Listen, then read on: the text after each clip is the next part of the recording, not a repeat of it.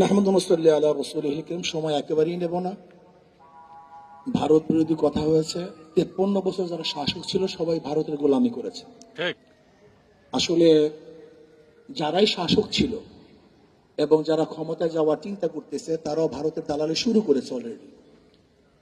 আর বাংলাদেশের 53 বছর যারা ক্ষমতায় ছিল তারা কেউ এই জনগণের আশা এবং আকাঙ্ক্ষার পুনরাবৃত্তি ঘটাতে পারেনি।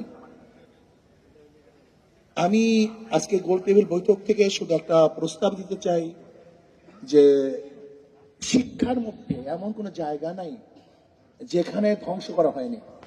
এখন যদি বলেন যে আপনি ইসলামী শিক্ষা সেখানে দিবেন, মধুর সাথে যদি আপনি বিষ মিশ্রণ করেন সেই মধুতে কোনো কাজ হবে না। শুধু ইসলামী শিক্ষা দিলেই হবে না, বরং এই শিক্ষা যা সাজানো হয়েছে এর কোন অংশ আপনি বাদ দিবেন, কয়লার কোন অংশ আপনি কালো, যদি প্রশ্ন করেন যে তেঁতুলের কোন অংশ চুকা, মিষ্টির কোন অংশ মিষ্টি, এই প্রশ্নের জবাব এবং সমাংশ এই বিগত দিনের যে শিক্ষা কারিকুলাম সাজানো হয়েছে এর প্রত্যেকটা বই বাদ দিতে হবে, নতুন ভাবে বই সাজাতে হবে, নয়তো আন্দোলন ব্যর্থ হবে। আর একটা কথা হলো ইসলামী আন্দোলন বাংলাদেশ 5ই জুলাই বৈষম্য বিরুদ্ধে আন্দোলনের 5ই জুলাই থেকে শুরু করেছে। 4 আগস্ট শাহবাগে আমি বলেছিলাম বিকালে যে আগামী 5 তারিখ গণনগর জনগণের গণভবন জনগণ দখল করবে। আল্লাহর কি কৃষ্ণা কাকতালীয় ভাবে সেই 5 তারিখই দখল হয়েছে, কিন্তু বৈষম্য বিরোধী ছাত্র আন্দোলন ইসলামী আন্দোলনের খবরও নেয় না যে তারা কোথায় আছে, কি করবে, কি করতেছে।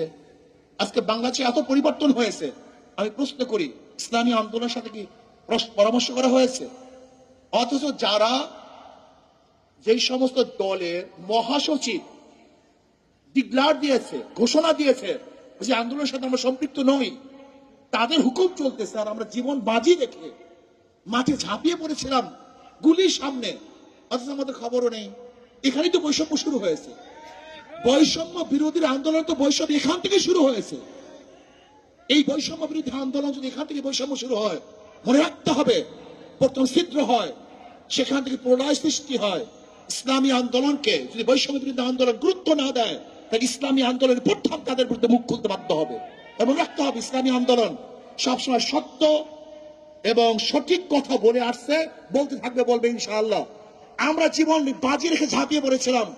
ইসলামী আন্দোলন বাংলাদেশ দলীয় ভাবে এককভাবে বাংলাদেশের অন্য কোনো দল ব্যানার নিয়ে এবং আমাদের পর্যায়ে কোনো লিডার এই বৈষম্য বিরোধী আন্দোলনে অংশগ্রহণ করে নাই। ইসলামী আন্দোলন বাংলাদেশ আমাদের পর্যায়ে লিডার জীবনের বাজি রেখে বৈষম্য বিরোধী আন্দোলন সাকসেস করেছি। অথচ দেখা যায় ইসলামী আন্দোলন বাংলাদেশের খবরই নেয় না, এরা আসি কি তা জানাও যায় না। যারা নিজেদের নাম ব্যক্ত করতে লজ্জা পেয়েছে, ব্যক্ত করে নেই, তাদেরকে গুরুত্ব দেন আর বৈষম্য বিরোধী আন্দোলনের বৈষম্য বিরোধী কথা বলবেন, এটা হয় না। আসেন শিক্ষা সংস্কৃতি করি, এদেশকে সংস্কৃতি আল্লাহ আমাদের সবাইকে কবুল করে নেন।